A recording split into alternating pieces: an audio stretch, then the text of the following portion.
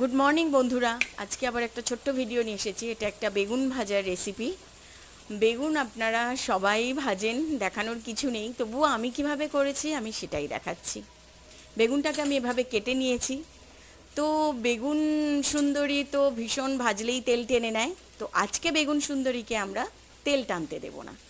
তো দেখুন, নুন হলুদ ভালো করে আমি মাখিয়ে নিচ্ছি প্রত্যেকটা বেগুনে।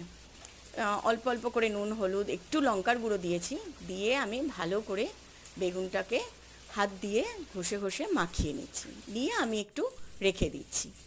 এরপরে আমি এই বেগুনগুলোর উপরে 1 চামচ থেকে 1.5 চামচ মতন একটু ময়দার গুঁড়ো ওপর থেকে দিয়ে দেব, ছড়িয়ে দেব।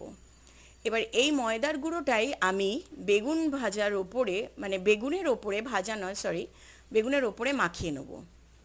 ভালো করে মাখিয়ে নিয়ে আর রাখবো না। এরপর আমি এই বেগুনটাকে মাখিয়ে নিয়ে কড়াই দিয়ে দেব। কড়াই দিয়ে দেওয়ার পর এটা সুন্দর করে ভেজে নেব। দেখবেন তেলও বেঁচে গেছে অনেক, অথচ বেগুন ভাজা হয়ে গেছে, তেল একটুও টানেনি।